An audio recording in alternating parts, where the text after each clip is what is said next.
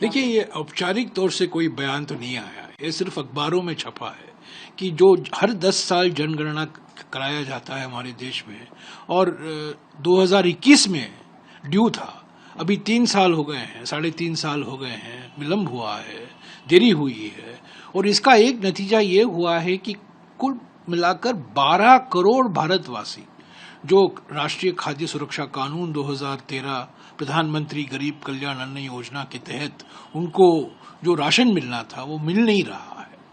वो एक नतीजा है इस विलंब का, और कई नतीजे हैं, पर हमें अभी पता नहीं है औपचारिक तौर से, पर 3.5 साल से पहली बार विलंब हुआ है।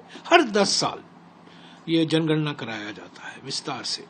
इसका एक और नतीजा है, देखिए महत्वपूर्ण बात है, इस जनगणना से अनुसूचित जाति और अनुसूचित जनजाति की आबादी क्या है, और जातिवार अनुसूचित जाति, जातिवार अनुसूचित जनजाति की जनगणना निकाली जाती है, जानकारी ली जाती है, हासिल की जाती है। और कांग्रेस पार्टी की मांग हमेशा रही है कि देखिए, आप आप जनगणना तो करा रहे हैं, अनुसूचित जाति की आबादी तो आप हासिल कर रहे हैं जातिवार, और अनुसूचित जनजाति की भी आबादी जातिवार आप निकलवा रहे हैं, तो क्या आपत्ति है कि ओबीसी की जो जनगणना है उसी में कराइए ना। देखिए, मेरे पास मसौदा है, प्रश्नावली का मसौदा, जो 4 साल पहले इसी सरकार ने घोषित किया था, तैयार किया था। उसमें एक सवाल है कि क्या आप अनुसूचित जाति के हैं? हाँ, तो कौन सी जाति? क्या आप अनुसूचित जनजाति के हैं? हाँ, तो कौन सी जाति?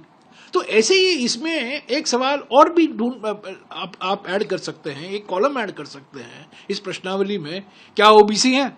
अच्छा, अगर आप ओबीसी हैं कि कौन सी ओबीसी हैं, तो ये जाति जनगणना हो गया ना। और ये बहुत आसान तरीका है।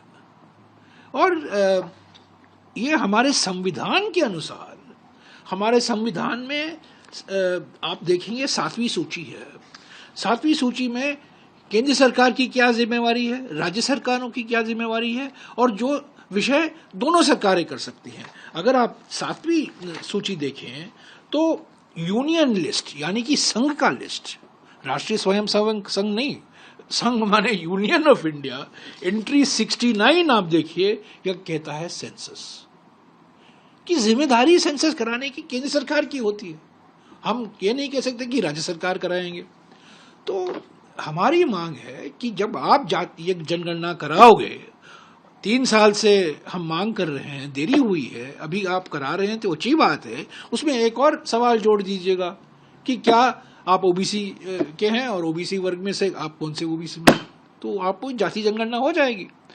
और इसके बाद जो कांग्रेस पार्टी की मांग है, हमने गारंटी की थी हमारे चुनाव प्रचार में कि जो 50% आरक्षण की सीमा लगाई गई है अनुसूचित जाति, अनुसूचित जनजाति और ओबीसी के लिए 50%, वो संविधान में नहीं है, वो सुप्रीम कोर्ट के द्वारा लगाया गया है।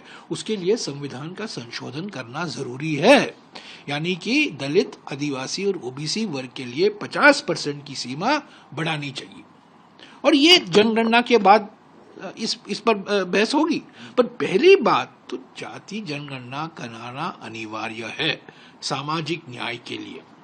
और खबरें तो छपी हैं, अभी तक औपचारिक तौर से कोई किसी का बयान नहीं आया है, पर हमारी मांग है और अन्य पार्टियों ने भी मांग की है कि आप जाति जनगणना कराइए, ये आपकी जिम्मेदारी बनती है।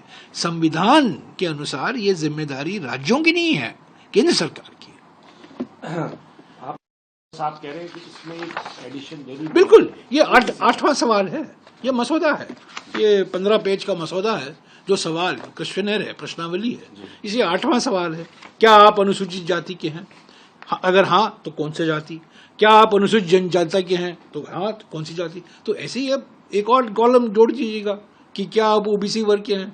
अगर हाँ, तो कौन से जाति के हैं आप? तो बहुत आसान है करना, इसमें बड़ा कठिन काम नहीं है, इसमें कोई रॉकेट साइंस नहीं है।